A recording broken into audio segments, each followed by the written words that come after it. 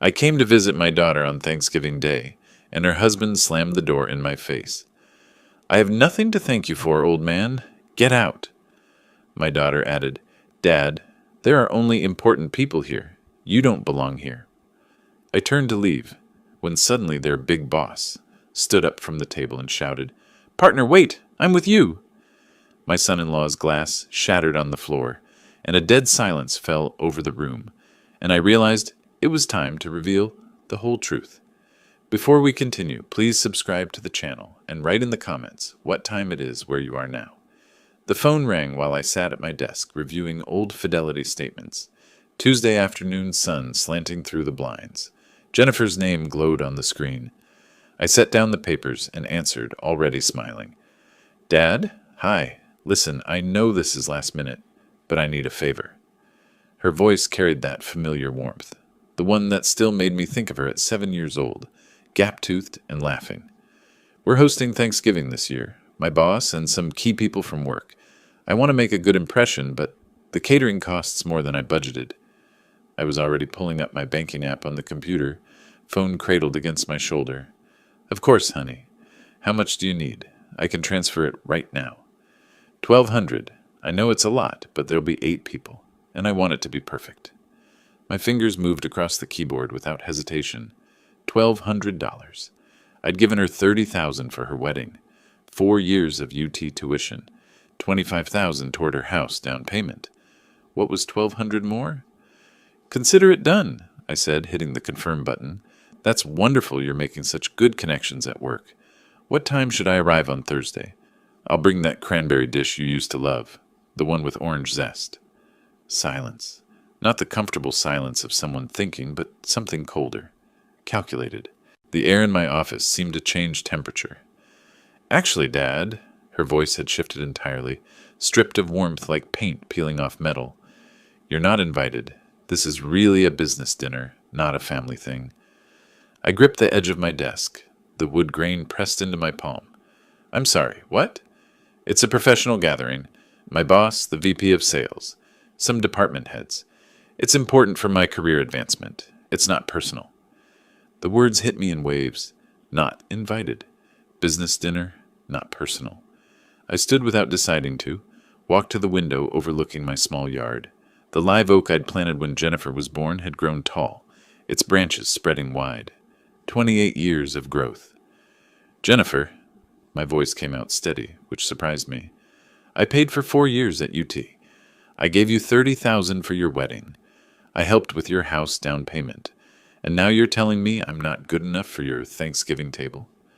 I'm 38 years old, Dad. Defensive now. Sharp edges on every word. I've built my own life. I can't have you showing up in your old flannel shirts and that ancient pickup truck when I'm trying to impress the VP of sales. You don't fit. Don't fit. I turned from the window. My reflection in the dark computer screen showed a 64-year-old man in jeans and a work shirt, gray hair, lines around the eyes, the face of someone who'd spent decades building wealth, quietly, living modestly, helping family without question. So I'm an embarrassment, not a question, a statement. You make everything so dramatic. Look, I've got to finish shopping. The money's already in my account, right? Thanks, Dad. I'll call you after the holiday. The line went dead. I stood there holding the phone, listening to silence that felt louder than any shout. The screen showed her contact photo, Jennifer at her college graduation, arms around my shoulders, both of us grinning. That was 12 years ago. When had things changed? Or had they always been this way, and I'd simply refused to see it? I walked back to my desk slowly, placed the phone down with deliberate care. The fidelity statements lay scattered across the surface, evidence of investments made wisely, of money grown patiently over 40 years. More than enough, more than she knew. From the bottom drawer, I pulled out a framed photograph. Jennifer at 5, sitting on my shoulders at Zilker Park, her hands in my hair, both of us laughing at something her mother had said, back when I was tall enough to carry the world, back when she wanted me there. I stared at that little girl's face for a long moment, then turned the frame face down on the desk. The sun had moved lower, painting the office walls amber and gold. 2 days before Thanksgiving, my daughter had just taken $1,200 and told me I wasn't good enough to sit at her table. told me I didn't fit in the life I'd helped her build. I sat back down, the leather chair creaking. My hands lay flat on the desk, steady and calm. The hurt was there, yes, a physical thing in my chest, heavy and sharp. But underneath it, something else was forming, something colder than hurt, more focused than anger. I looked at the phone, at the face-down photograph, at the bank transfer confirmation still glowing on my computer screen. Something fundamental had shifted. I could feel it settling into my bones like winter cold, like a decision made without words. Jennifer thought she knew who I was, an old man in flannel and faded jeans, someone to use and dismiss, someone who didn't fit. She had no idea who I actually was, what I was capable of, how much power quiet men could hold when they finally decided to use it. The office darkened around me as I sat there, perfectly still, while something new took root in the space where fatherly love used to live. I sat in that chair for 20 minutes after Jennifer hung up, watching the walls darken. The phone lay silent on the desk, the face-down photograph, the bank transfer confirmation still glowing accusingly on my computer screen. $1,200. I stood and walked to the filing cabinet, pulled open the bottom drawer, manila folders, labeled in my careful handwriting. Jennifer, education. Jennifer, wedding. Jennifer, house purchase. Jennifer, vehicle loan. I spread them across the desk, opening each one. Tuition receipts from UT, copies of checks I'd written over 4 years, the wire transfer confirmation for $30,000 the week before her wedding, the cashier's check for $25,000 toward her house down payment. Numbers, evidence, years of saying yes without hesitation. I picked up the phone. My hands were steady. That surprised me, that my hands could be so calm when something cold and certain had settled in my chest. I wasn't acting from emotion. I was acting from principle. There was a difference, Jennifer answered on the third ring. Dad, I really don't have time. Jennifer, I've thought about our conversation. My voice came out level, almost businesslike. If I'm not welcome as your father at Thanksgiving, then I can't give you money as your father. I need you to return the $1,200. Silence again, but this time it felt different, shocked instead of calculated. Are you serious right now? Her voice climbed an octave. You're being petty over $1,200? I've already bought everything, Dad. The groceries, the rental dishes, the wine. It's done. You can't do this to me. I walked to the window, looked out at the darkening yard. I'm not trying to hurt you. I'm simply respecting your boundary. You made it clear I'm not family enough for your table. So this becomes a business matter. Oh my God! She wasn't shouting yet, but close. This is unbelievable. You're a petty old man. This is exactly why I didn't invite you. You always make everything about you. I can't believe you're ruining my career opportunity over your hurt feelings. I remained silent. Let her words fill the space between us.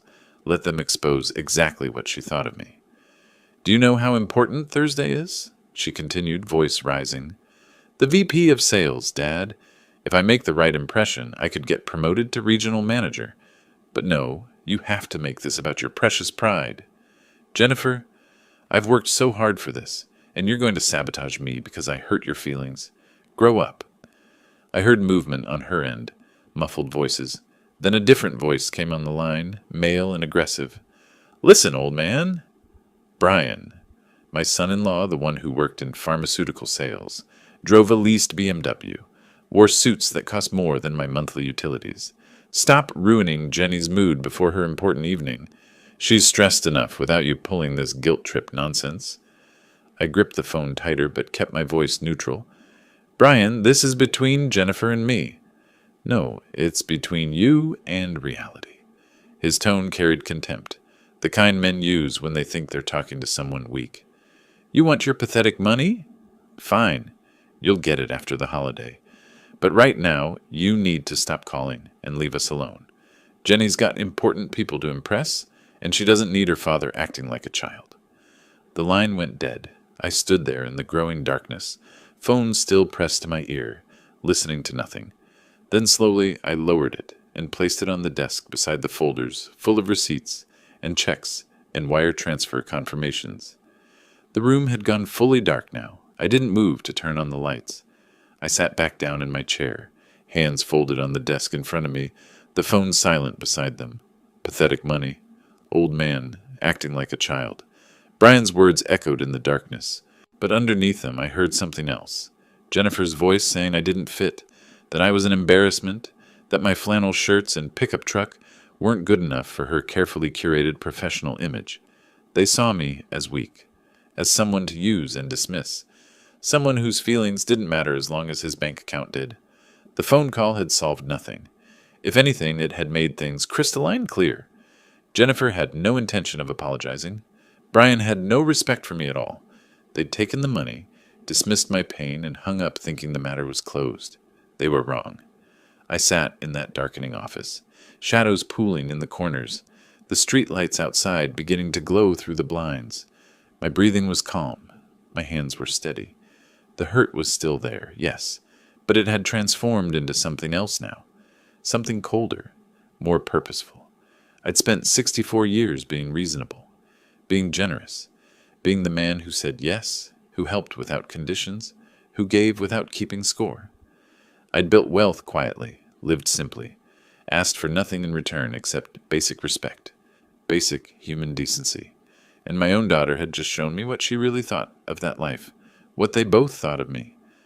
I looked at the phone on my desk, at the folders full of evidence of love that now felt like evidence of foolishness, at the face-down photograph of a little girl who didn't exist anymore, replaced by a woman who saw her father as an embarrassment to be hidden away.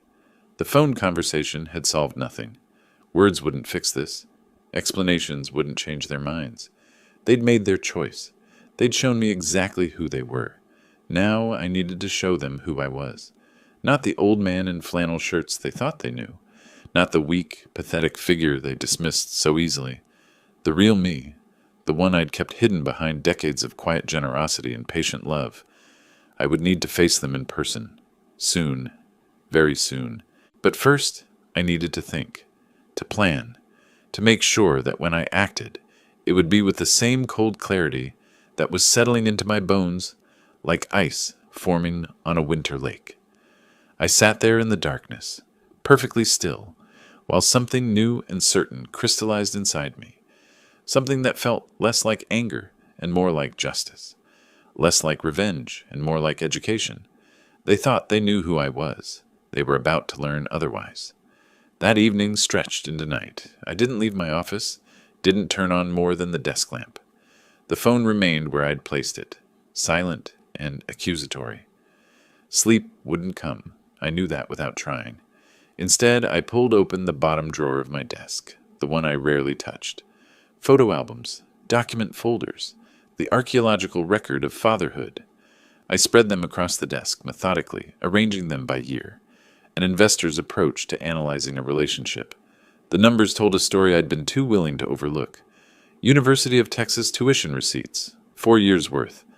I ran my finger down each semester total, $85,000. I remembered Jennifer calling before each payment was due, her voice bright and grateful. "Thanks so much, Dad. I'll make you proud." I'd written those checks without hesitation. Proud she'd gotten into a good school. Proud she was building a future. The wedding folder came next. $30,000 transferred the week before she married Brian. The venue, the flowers, the photographer. I'd walked her down the aisle in my one good suit. At the reception, I'd sat at the father of the bride table with an empty chair beside me, her mother gone 12 years by then. Brian's parents had brought 20 guests. Mine was a population of 1. House down payment, $45,000. The paperwork showed the wire transfer date. March 15th, 3 years ago. She'd called it a loan initially. "Just until we get settled, Dad." The repayment plan had evaporated within months, replaced by silence when I gently mentioned it once. Just once. I hadn't brought it up again. Vehicle loan, $15,000. "Just temporary. We'll pay you back in 6 months." That was 36 months ago. I pulled out my legal pad and wrote down each amount. Not obsessively, factually. The column of numbers grew, and at the bottom I drew a line and added them. $175,000 across 15 years. I underlined the total once, then pushed the pad away. The money wasn't the point, the pattern was. Between the financial records, I found photographs. Jennifer at 7, gap-toothed and laughing on my shoulders at Zilker Park. Jennifer at 13, rolling her eyes at something I'd said but smiling despite herself. Jennifer at 18, high school graduation, me standing beside her alone because her mother had already been gone 6 years. I picked up the graduation photo and studied it. I remembered that day, the heat, the metal folding chairs, the pride swelling in my chest when they called her name. She'd hugged me after the ceremony, whispered thank you for everything, against my shoulder. When had that girl disappeared? I searched through the more recent photos. Her wedding, where she'd barely spoken to me during the reception, holiday cards she'd sent, generic messages printed by a service, her signature a quick scrawl, photos from Christmas 3 years ago, the last time I'd been invited to her home. Even then, I remembered feeling like an obligation. Someone checked off a list rather than welcomed. I tried to remember the last time Jennifer had called just to talk, just to ask how I was doing, not to request something, not to update me on her life in that breezy way that required no response, just to connect. I couldn't find that memory. My wife's death came back to me then, Susan, gone at 52 from ovarian cancer that moved too fast for treatment. Jennifer had been 26, living in her first apartment, starting her career. I remembered thinking she'd lean on me, that grief would pull us closer. Instead, she'd pulled away, called less, visited rarely. At the funeral, she'd stood dry-eyed and composed while I struggled to hold myself together. Later, she'd told me I needed to move forward instead of dwelling. Maybe my grief had embarrassed her even then. I closed the last folder as dawn light began filtering through the blinds. The desk was covered with evidence, years of saying yes, years of hoping that love and generosity would be enough to keep my daughter in my life. It hadn't been enough, because what Jennifer wanted wasn't a father. She wanted a bank account with no questions attached. I stood and walked through my house as morning arrived. The living room with its comfortable but dated sofa. The kitchen with appliances that worked fine, even if they weren't stainless steel. The guest room that Jennifer had used during college breaks, now just storage for boxes I never opened. I saw it all through her eyes, inadequate, embarrassing, not good enough for her carefully curated image. This home was honest. It was real, unlike the facade she was building with my money. I showered and dressed in my usual clothes. Clean jeans, a simple blue button-down shirt, my comfortable jacket. I didn't try to dress up or change who I was. That wasn't the point of what I was about to do. In the bathroom mirror, I studied my reflection.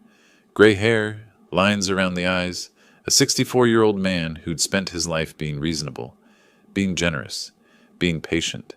That patience had limits. I'd found them. Today was Thanksgiving. Jennifer expected me to stay away, to accept my dismissal quietly, to disappear back into my modest life until she needed another deposit. I would not. I was going to Round Rock. I was going to stand at her door, not to beg for a seat at her table. That dignity was gone, but to look her in the eyes in front of her important guests and demand she justify this treatment, demand she acknowledge what she'd done. This wasn't about $1,200 anymore. It wasn't even about the $175,000 before that. This was about making her see me, really see me, not as a resource to be tapped or an embarrassment to be hidden, but as a human being who deserved basic respect. She said I didn't fit in her life. Fine. Let's see how well I fit standing on her doorstep when her boss is watching. The drive to Round Rock took 40 minutes through Thanksgiving traffic. I kept my hands steady on the wheel of my old F-150, maintained exactly the speed limit. At red lights, I watched families in newer cars, saw houses decorated with fall wreaths and lights. Normal people having normal holidays. I'd had all day to change my mind. Morning had come and gone. Afternoon had faded into early evening. Each hour had been an opportunity to stay home, to let this go, to be the accommodating father Jennifer expected. I hadn't taken any of those opportunities. It was 6 o'clock when I turned onto Jennifer's street. The subdivision was upscale, large houses with manicured lawns, 3 car garages, stone facades that all looked vaguely Mediterranean. Her house sat on a corner lot, lights blazing from every window. The driveway overflowed with vehicles, a silver Mercedes, a black BMW, 2 Teslas, a Lexus SUV. More cars lined the curb. I parked my truck at the end of the row. The contrast was sharp, my '09 Ford with its faded paint and minor dents sitting among machines that cost more than most people's annual salary. I cut the engine and sat there for a moment. Through the large front windows, I could see people moving. The house had that open concept design Jennifer had insisted on, living room, dining room, and kitchen flowing together in one expensive space. Guests held wine glasses, stood in clusters, laughed at things I couldn't hear. Jennifer appeared briefly, wearing a burgundy dress, carrying a platter. Brian moved behind her in a dark suit, playing host. The scene looked perfect. Magazine quality. Successful. I climbed out of the truck and walked toward the house. The path was stone, expensive pavers fitted together without gaps. Landscaping lights illuminated ornamental grasses and shaped shrubs. Through the door, I could hear music. Something classical, something safe. I straightened my jacket, took one breath, and knocked. Firm. Steady. 3 times. The conversation inside paused. I heard footsteps. The door swung open, revealing Brian in a charcoal suit that probably cost $2,000. Behind him, I saw approximately 20 people turning toward the door, curious about the interruption. Crystal glasses caught the light. The dining table held more food than those people could possibly eat. Brian's expression shifted fast, curiosity to recognition to something hard and dismissive. He didn't invite me in. Instead, he stepped into the doorway, one hand on the frame, physically blocking entry. "What are you doing here?" His voice carried into the house, loud enough for everyone to hear. Intentionally loud. "I have nothing to thank you for, old man. Get out of here." I kept my voice level. "I came to speak with my daughter. This is still a family holiday, regardless of your guest list." Movement behind Brian. Jennifer appeared, her face showing confusion that rapidly became fury. Not fury at Brian's words, fury at my presence. "Dad, what are you doing?" Her voice pitched higher than normal, flustered. "I told you not to come. This dinner is for respectable people. You don't belong here." The words hit like physical blows, but I kept my expression neutral. I looked past them at the guests. Some averted their eyes. Others watched with that uncomfortable fascination people have for family drama. A few smiled awkwardly, unsure how to react. 20 pairs of eyes, all witnessing this. "I see," I said quietly. 20 people at your table, and not one seat for your father, the man who paid for this house." Jennifer's face flushed. "This is a professional dinner. I can't have—" She stopped herself, but the rest hung in the air. "Can't have you embarrassing me." Brian stepped closer, using his height advantage. "You heard her. She doesn't want you here. Nobody does. Now leave before you embarrass yourself more." I stood on that doorstep, feeling the weight of humiliation settle over me. Public rejection, performed for an audience. Some of the guests had moved closer, openly watching now. A woman in pearls whispered something to the man beside her. Someone else looked away uncomfortably. I could force this, could raise my voice, could demand entry, could make a scene that would definitely ruin Jennifer's evening. But something stopped me, not weakness, but calculation. Creating chaos now would make me look desperate, would validate every dismissive thing they'd said about me. I nodded once, not in agreement, in acknowledgement. I was about to turn away, about to walk back to my truck and leave them to their perfect dinner, when a voice called out from inside the house. "Samuel Hunt?" The voice cut through the awkward silence. Male, older, carrying authority. I froze. Brian's expression shifted, confusion replacing his smug dismissal. Jennifer turned, her face going pale. A man in his 60s pushed through the cluster of guests. Tall, silver-haired, wearing an expensive suit that somehow didn't look pretentious. I recognized him immediately, though I hadn't seen him in person for years. Richard Coleman, former CEO of the company where I'd worked for 23 years before retiring. The man who'd personally overseen my department, who'd called me into his office when I'd announced my retirement to tell me I'd been one of the most valuable analysts the company had ever employed. He reached the door, looked at me, then at Brian, blocking the doorway, then back at me. "Samuel," he said, his voice warm with genuine pleasure, "I thought that was you. What in the world are you doing standing out here?" I had made my decision. Creating a scene here, arguing with Brian and Jennifer in front of their guests, would only validate everything they'd said about me. I could see it in the faces watching from inside, some pitying, others uncomfortable, a few openly entertained by the drama. The heat of shame pressed against my face like summer sun. I nodded once, not in agreement, in acknowledgement that I understood exactly where I stood. I turned toward the stone walkway, shoulders square, head up. I wasn't fleeing. I was choosing to leave. "Partner! Sam! Wait! I'm coming with you!" The voice cut through the murmur of guests like a blade. Loud, commanding, familiar in a way that made my steps falter. I stopped mid-stride, one foot still raised, and turned back. Through the cluster of people inside, a tall man in an expensive gray suit pushed forward. He moved with purpose, setting down a wine glass on a side table without looking, parting the crowd simply by his presence. When he reached the door, he didn't ask Brian to move. He physically displaced him, stepping onto the porch beside me. Richard Coleman. I hadn't seen him in person for 3 years, though we'd exchanged emails about quarterly reports and investment strategies. He looked older, more silver in his hair, deeper lines around his eyes, but he carried the same authority I remembered from the 1990s, when we'd built our first venture capital fund together. "Sam?" His face showed genuine confusion and concern. "What are you doing here? I didn't know you knew the tenors. This is supposed to be my employees' Thanksgiving dinner." "Employees." The word hung in the air like smoke. "I didn't know you'd be here either," I said quietly. Richard's eyes moved from me to Jennifer and Brian, then back. I watched understanding begin to dawn on his face, the way puzzle pieces click together when you finally see the pattern. "Wait," he looked at Jennifer, his expression sharpening. "Jennifer Tenor. Tenor is your married name. Your maiden name was Hunt, wasn't it?" He turned to me slowly. "Sam Hunt.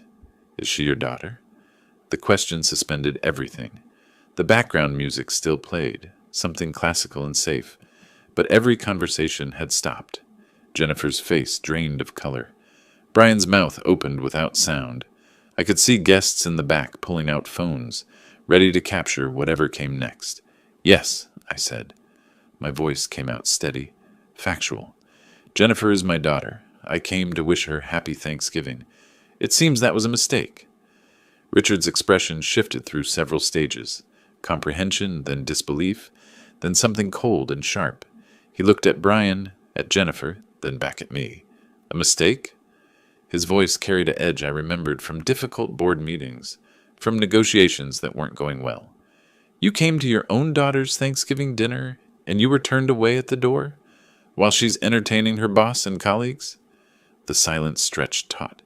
Jennifer gripped the doorframe, knuckles white. Brian had taken an involuntary step backward, his earlier aggression evaporating. Richard looked between them for a long moment. When he spoke again, his voice carried through the open door to every guest inside. "Someone needs to explain this to me, right now." No one moved. Jennifer's mouth opened, closed. Brian seemed frozen. The guests pressed closer, an audience waiting for the next act. Richard didn't wait for their explanation. He turned slightly, addressing not just me, but everyone within earshot. "I think everyone should understand who Samuel Hunt is." His words came out clear, deliberate, cutting through the awkward silence. "He's not just my old partner from the 90s. Sam is one of the founding investors in Pinnacle Ventures." I saw several guests exchange glances. A few nodded. They recognized the name. Richard continued, his tone matter-of-fact, but his words devastating. "Pinnacle Ventures holds a 35% stake in Tech Vision Solutions.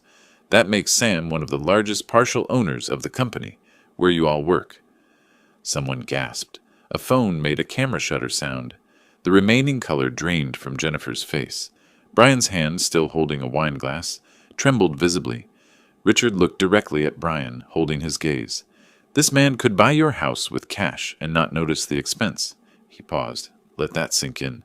And you just told him he has nothing to be thanked for." Brian's grip on the wine glass went slack. The glass fell, seemed to fall in slow motion, then shattered against the tile entryway. Red wine spread across the white grout like blood. No one moved to clean it up.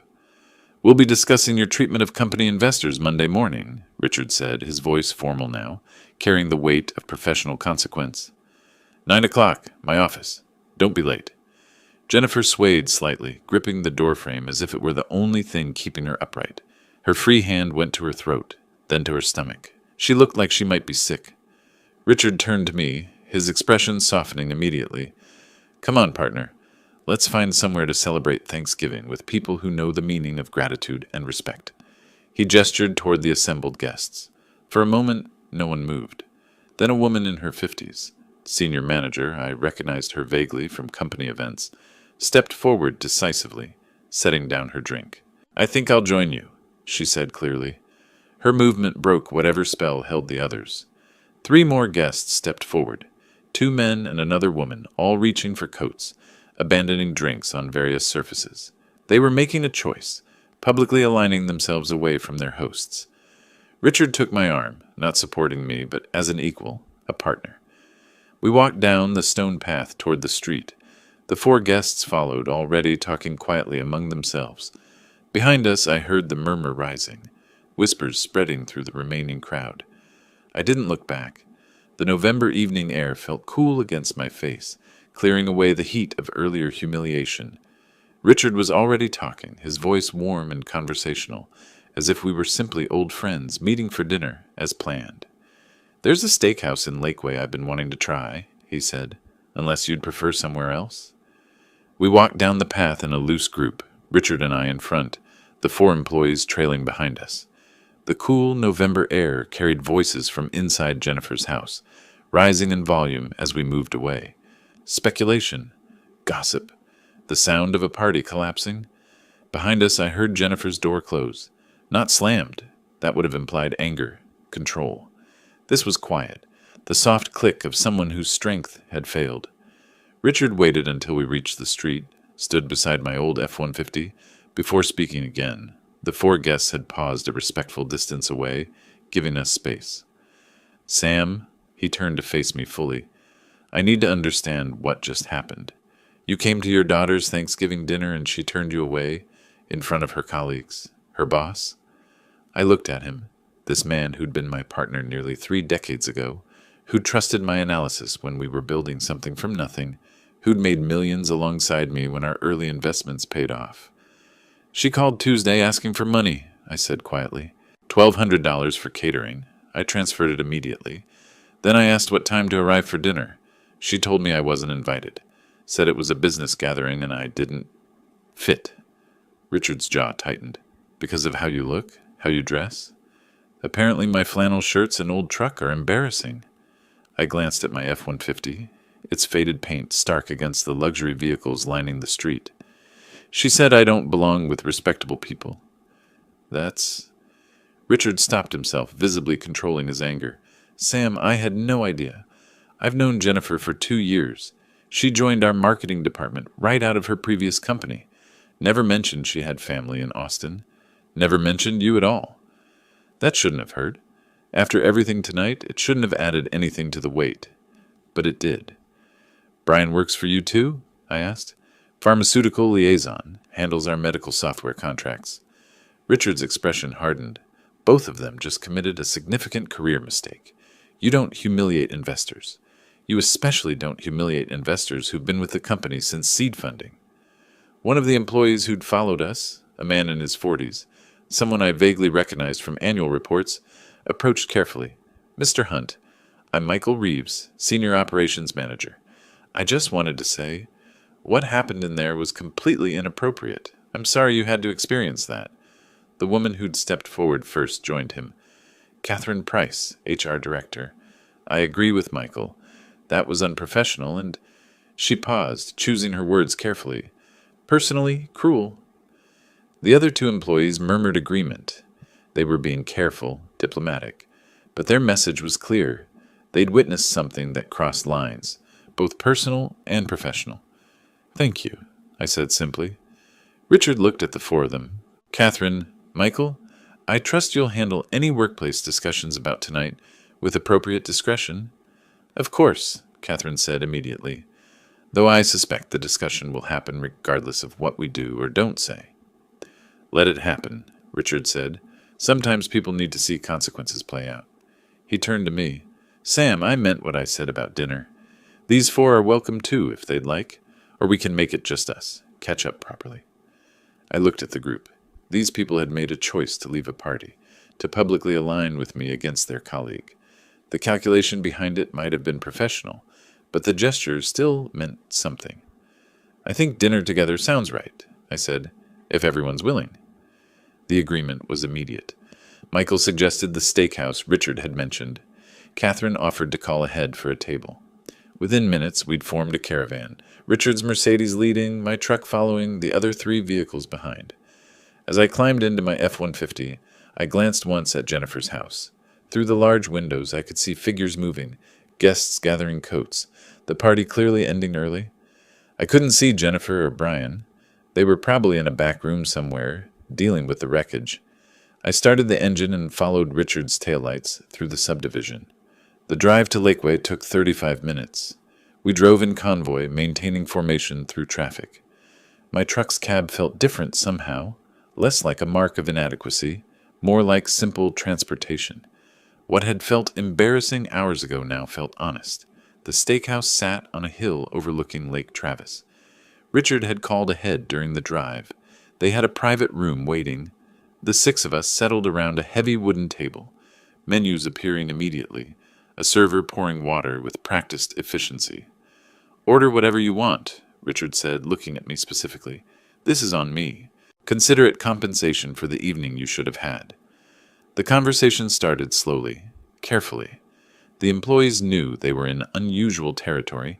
Having Thanksgiving dinner with the CEO and a major investor wasn't typical, but Richard had a gift for putting people at ease, and gradually the awkwardness faded. Michael talked about operations challenges. Catherine mentioned upcoming HR initiatives. The other 2, James and Susan, I learned their names, discussed their departments. They included me naturally in the conversation, asked questions about the early days of the company, seemed genuinely interested in the investment side of the business. Richard ordered wine, a bottle that probably cost more than Jennifer's entire catering budget. When it arrived, he raised his glass. "To Samuel Hunt," he said, "a man who taught me that quiet competence beats loud performance every time, and to the importance of remembering where we come from and who helped us get here." The words hit harder than they should have. I raised my glass with the others, felt the weight of unexpected gratitude mixing with the residue of earlier humiliation. My phone buzzed in my pocket. Once, twice, 3 times. I ignored it. We ate well, steaks cooked perfectly, sides that actually tasted like food instead of decoration. Richard told stories about our early investing days, made me sound more impressive than I'd felt at the time. The employees laughed, relaxed, stopped being quite so carefully professional. My phone buzzed again and again. "You should probably check that," Richard said quietly, "in case it's important." I pulled out my phone. 7 missed calls, 12 text messages, all from Brian's number. The first text message read, "You vindictive old man, you did this on purpose." I put the phone away without reading the rest. The dinner continued for another hour. Richard kept the conversation flowing, asking about operations challenges, discussing market trends, making everyone comfortable, but my mind had split, half present at the table, half already calculating what Brian's messages meant. Around 9:30, we settled the bill despite my protests. Richard insisted. "You've had enough taken from you tonight," he said quietly. "Let me give something back." Outside, the November air had turned cold. We stood in the parking lot, 6 people who'd shared an unexpected evening together. "This was better than any corporate dinner I've attended," Catherine said. She looked at me directly. "Thank you for your hospitality, Mr. Hunt. I hope we see you at company events in the future." The others echoed similar sentiments. We exchanged handshakes, and then they were climbing into their vehicles, taillights disappearing into the night. Richard lingered. "You all right, Sam?" Those messages were from Brian. He's angry. "I'd expect so." Richard's expression hardened. He should be more worried than angry. What he and Jennifer did tonight, that has professional consequences. We don't mistreat investors, and we especially don't humiliate them publicly. "I didn't plan any of this." "I know. That's what makes it worse for them." He squeezed my shoulder. "Get some rest. We'll talk Monday. And Sam, you did nothing wrong. Remember that." I drove home alone, my truck feeling particularly empty after the convoy earlier. The roads were quiet, most of Austin already settled into their post-Thanksgiving stupor.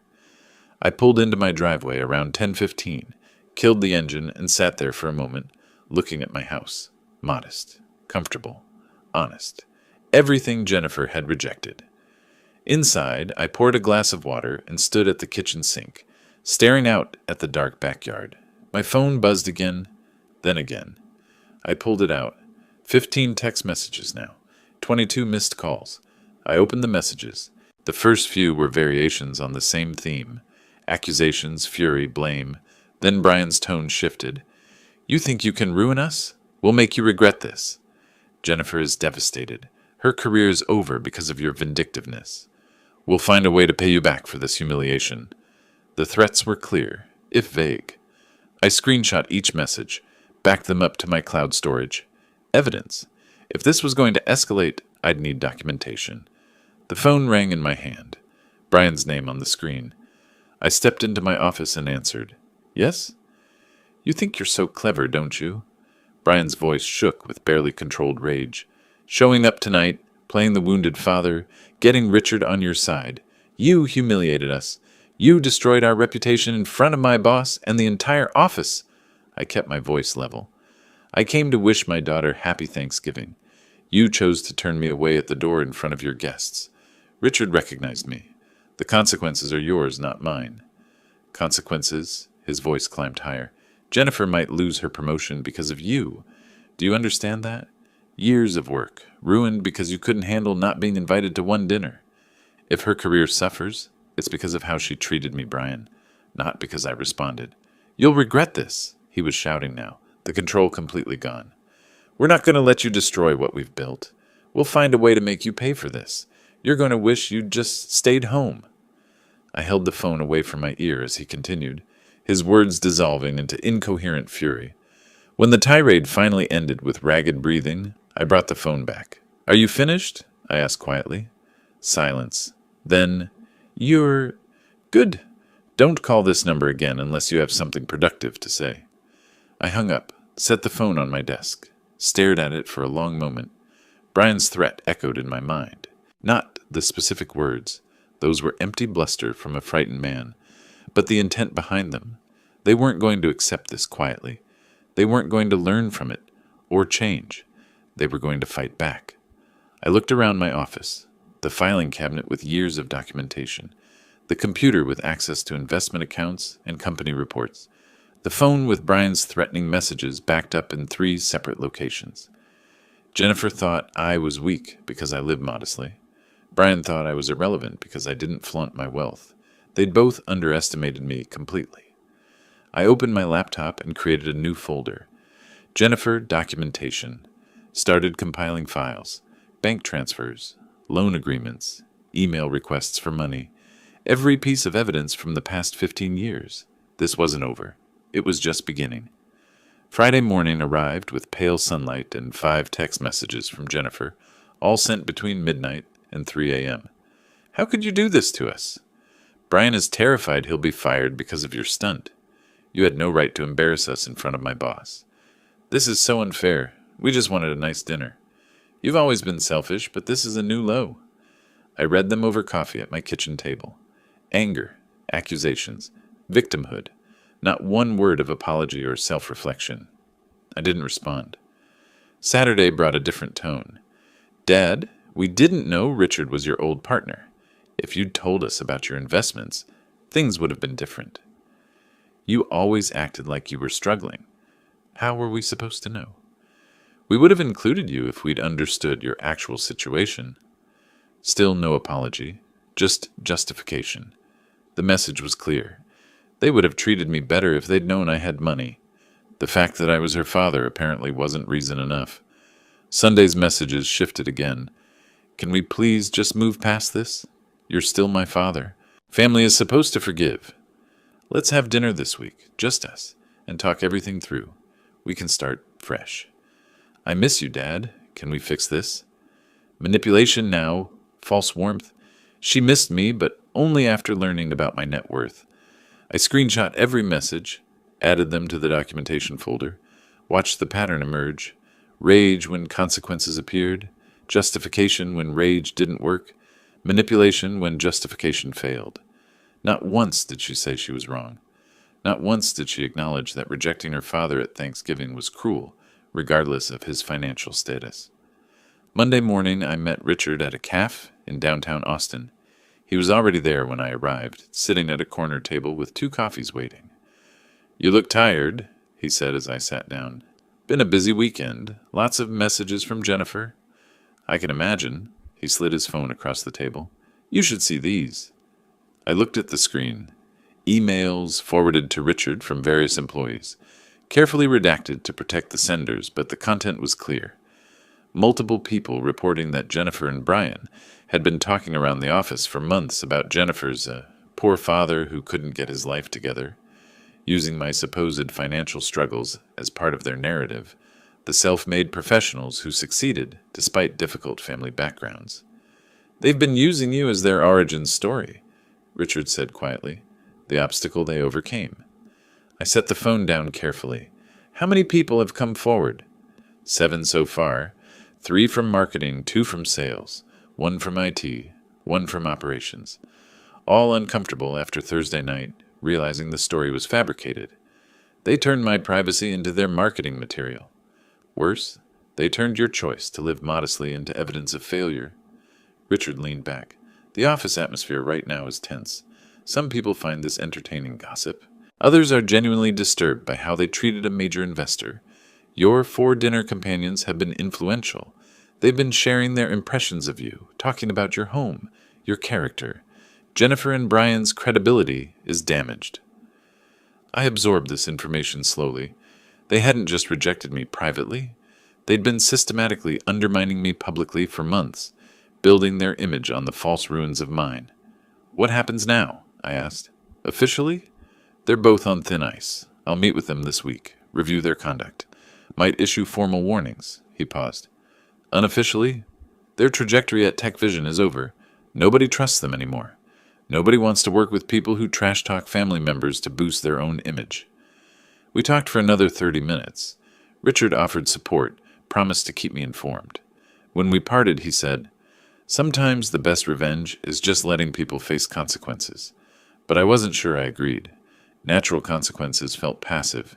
Jennifer and Brian understood power, money, status. If I wanted justice, I needed to speak their language. That afternoon, I drove to David Morris's office in Central Austin. David was a neighbor, an attorney who specialized in civil and contract law. We weren't close friends, but we'd shared occasional conversations over the years. His office was small, professional, lined with law books. He greeted me warmly, offered coffee, gestured to a chair across from his desk. "Sam, what brings you in? Everything okay?" I opened the folder I'd brought, copies of bank transfers, email requests, loan documentation, laid it out methodically. I need advice about recovering debts and protecting myself from potential retaliation. David listened as I explained. 15 years of loans. The car payment never returned. The recent $1,200. Brian's threatening phone call. Jennifer's escalating messages. He took notes, asked clarifying questions, reviewed the documentation with professional interest. "You have clear grounds for demanding repayment," he said finally. "The $15,000 for the vehicle is particularly strong. Bank transfer with her email, acknowledging it was a loan. The house down payment gets murkier if it was presented as a gift, but the car is solid. What about protection? Brian made threats. Document everything. Keep those recordings if you have them, screenshot messages. Maintain a timeline. If threats escalate to harassment, we can pursue a protective order." He paused. "There's another angle. As a major shareholder in their company, you have certain rights. You can request audits, performance reviews, departmental assessments." I looked up from my notes. "How does that work?" "Private equity shareholders, especially at your level of investment, can request information about company operations. But Sam," he leaned forward, "be careful. Using shareholder rights to address personal grievances gets complicated. It can backfire legally and professionally." "I understand." We talked for another 20 minutes. David outlined options, explained procedures, warned about pitfalls. He was thorough, professional, cautious. I took careful notes, asked specific questions, absorbed the framework. When I left his office and drove back to Lakeway, my mind was working differently than it had in days. Not dwelling on hurt, not replaying conversations, calculating instead. What leverage did I have? The loans, legal, documented, recoverable. My shareholder position, powerful but requiring careful use. Richard's support, valuable for information and credibility. Brian and Jennifer's damaged reputation, already unfolding without my intervention. What did I want? Not reconciliation. They'd proven that was impossible. Not mere repayment. That was too transactional. Something else. Something that made them understand what they'd done, made them face real consequences, made them recognize they couldn't treat people as disposable resources. Justice, education, perhaps a kind of correction. The structure of a plan began forming as I drove. Not revenge in the petty sense, something colder, more systematic, using the tools I had, the languages they understood, the leverage I'd been too kind to employ before. They'd called me weak, embarrassing, not respectable enough for their table. They were about to learn what quiet strength looked like when it decided to push back. Tuesday morning, December 2nd, I sat at my home office desk with my documentation folder open, my notebook with strategic notes beside me and my phone in hand. The plan was clear. I just needed to execute it methodically. I called Richard at 9:30. His assistant put me through immediately. "Sam, good morning. Everything all right?" "Morning, Richard. I've been reviewing the quarterly reports for TechVision. As a significant stakeholder in Pinnacle Ventures, I'd like better visibility into operational efficiency in the sales division. Would an internal audit be appropriate?" There was a pause. I could almost hear Richard's mind working through the implications. "That's within your rights as a major shareholder," he said carefully. "Given recent circumstances, I'd be interested in those findings myself. I'll have my operations team start today." "I appreciate that. Let me know what you discover." The audit took 3 days. I went about my normal routine. Morning coffee, reviewing investment portfolios, walks around the lake. My phone remained silent. Jennifer had stopped calling after her weekend voicemails went unanswered. Friday evening, Richard called. "Sam, we found problems." His voice was tight with controlled anger. "Brian's been manipulating commission calculations, inflating sales figures to boost his bonuses, questionable expense reports, creative accounting with client entertainment budgets. Nothing criminal, but clear policy violations." I took notes as he talked. "What's the appropriate response?" "Demotion at minimum. I'm addressing it Monday morning. He'll drop from regional manager to standard sales manager. Salary reduction from $120,000 to $72,000 annually." "And Jennifer?" "Written warning for failing to report irregularities. She should have noticed, as his colleague. She's not being demoted, but this goes in her permanent file." I thanked him for keeping me informed. After hanging up, I sat quietly, processing. The first strike had landed exactly as planned. That same afternoon, I'd received the formal demand letter David Morris had prepared. Professional, cold, legally precise. It itemized the car loan, the Thanksgiving money, plus statutory interest. Total, $1,700. Payment due within 14 days or I would file suit. David sent it certified mail to their Round Rock address. Saturday morning, my phone started ringing. Jennifer's number. I didn't answer. She left a voicemail. "Dad, please call me back. We got a letter from your attorney. We can't pay $17,000 right now. Brian just got demoted. We're barely making our mortgage. Please, we need to talk about this." Sunday brought more calls, more voicemails, her voice increasingly desperate. "Dad, I know you're angry, but this is too much. We'll lose the house. We have car payments, insurance. I'll pay you back, I promise. But I need time. Please answer your phone." I listened to each message once, saved them, made notes in my documentation file, evidence of their deteriorating situation. Then I went back to my normal routine. Monday morning, December 8th, I met Richard at the same cafe where we'd met the week before. Same corner table, same order. "How did it go?" I asked after we'd settled in. Brian took it badly. Shouted, threatened legal action, claimed he was being targeted. HR documented everything. He'll be lucky to keep the reduced position. I sipped my coffee. "I've been reviewing the quarterly numbers. Brian's region has underperformed for 2 consecutive quarters. With these audit findings, maybe the division needs restructuring? Fresh leadership might improve those metrics. Richard looked at me for a long moment. You know, I've been thinking the same thing. The board's been asking questions about that region's performance. This might be the right time to make changes. We talked for another 20 minutes about company strategy, investment returns, market conditions, and when we parted in the parking lot, Richard said, "I'll keep you informed about any personnel decisions." Tuesday afternoon, December 10th, Richard called. "Sam thought you should know. We let Brian go this morning. Position elimination due to departmental restructuring. Jennifer's been moved to accounts management with a $15,000 salary reduction. The situation is resolved from a company perspective." I stood at my living room window, looking out at the lake. Winter had stripped the trees bare, exposing the water's gray surface. "Thank you for keeping me informed, Richard." "Sam, you doing okay?" "Yes, I think I am." After hanging up, I sat in my chair for a long time. The house was quiet. Outside, a cold front was moving in, dropping temperatures into the 40s.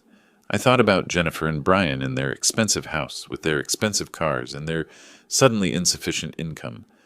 I thought about the $175,000 I'd given over 15 years, always saying yes, always hoping it would be enough. I thought about being turned away from Thanksgiving dinner because my clothes and truck didn't fit their image. The revenge was complete. Their careers destroyed, their finances in crisis, their reputation in ruins. Everything accomplished through legitimate means: shareholder oversight, debt collection, business restructuring. Nothing illegal, nothing they could fight. But I didn't feel victorious. I felt empty. My phone buzzed with a text message. Jennifer's number. "Dad, I need to see you. Can I come to your house today? Please." I stared at the message for several minutes. Then I typed a response. 2 p.m. Come alone. Wednesday morning, December 11th, I woke early and made coffee. The text from Jennifer sat on my phone like a weight.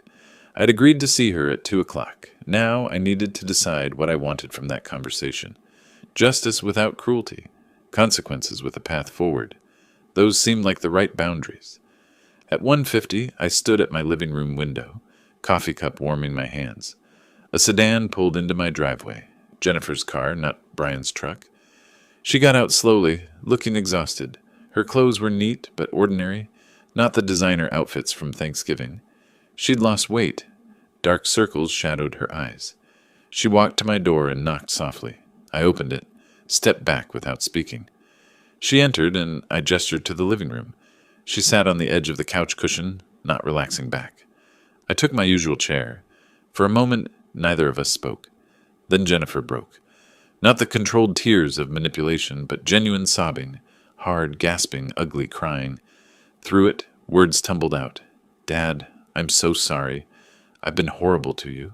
I was greedy and selfish, and I turned you into something shameful when you were the only person who truly loved me." I remained still, watching, listening. "I told people at work you were struggling, that I'd made it on my own despite having a father who couldn't get his life together. I used you as a story to make myself look better. I'm disgusted with myself." She wiped her face with shaking hands, pulled tissues from her purse. "Brian was cheating on me for 6 months with someone from his office. I found the messages 2 days ago. When I confronted him, he said, 'You ruined everything, and I was stupid for not telling you to stay away from the dinner.' He blamed you for his own failures. And I realized, when everything fell apart, you were the only person who ever actually cared about me." Jennifer reached into her purse and pulled out an envelope. She set it on the coffee table with trembling hands. $5,000. Everything I could gather from selling jewelry and emptying my savings account. She placed a document beside it. A notarized repayment plan for the remaining $12,400. $200 monthly. I'm not asking you to negotiate. I'm acknowledging what I owe. I picked up the envelope, opened it, counted the bank checks. $5,000 exactly. I looked at the repayment plan, professionally prepared, realistic terms. Then I tore it in half. Once, twice, 3 times. The pieces fell onto the coffee table.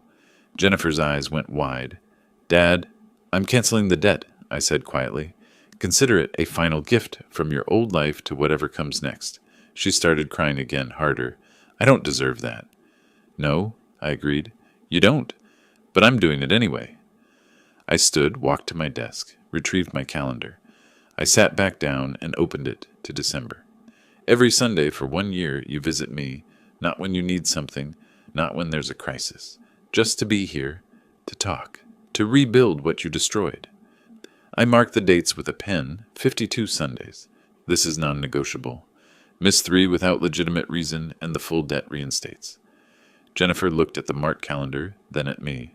I'll be here, every Sunday, I promise, Dad. I'll prove I can be the daughter you deserved. I accept your apology, I said. But Jennifer, acceptance isn't forgiveness, and forgiveness isn't forgetting. You'll get one chance to rebuild trust. One. And it starts with action, not words. She nodded, wiping her eyes. I'm filing for divorce. I should have done it years ago. Brian showed me who he really is when the money and status disappeared. We talked for another hour, about her job, her plans, her recognition of how badly she'd prioritized everything in her life. When she finally stood to leave, I walked her to the door. At the threshold, she turned, seemed about to hug me. I held up a hand. Not yet. Sunday, I said simply. She nodded, walked to her car. I watched until she drove away.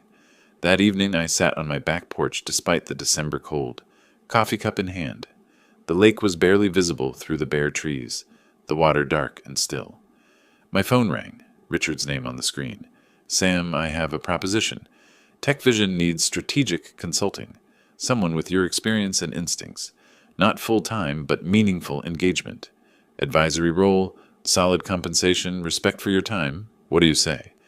I smiled genuinely for the first time in weeks. I'd like that, Richard. I'm ready to engage again. Excellent. I'll have contracts drawn up. Looking forward to working with you properly again, partner. After hanging up, I sat in the cold, feeling something close to peace. My calendar lay on the patio table beside me.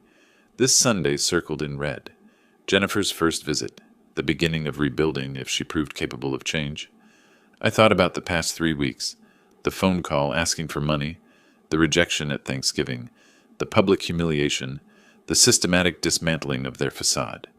The revenge had been complete, but more importantly, justice had been served. They'd seen me as weak because I lived modestly, as irrelevant because I didn't flaunt wealth, as disposable because I'd always said yes without conditions. They'd learned otherwise, not through rage or violence, but through the quiet application of leverage they'd never known I possessed, through the patient execution of consequences they'd earned through their own choices. I looked at my modest house, my comfortable life, the lake stretching out before me in the gathering darkness. This was enough. It had always been enough. I just needed to stop letting others tell me it wasn't. Sunday would come. Jennifer would arrive, or she wouldn't. Either way, I'd survive. I'd done the hard work of standing up for my own dignity. The rest was up to her. The coffee had gone cold in my cup, but I didn't mind. I sat there as twilight faded into night, watching the stars emerge over the lake, feeling something I hadn't felt in a very long time. Content? On my own terms, with nothing left to prove to anyone.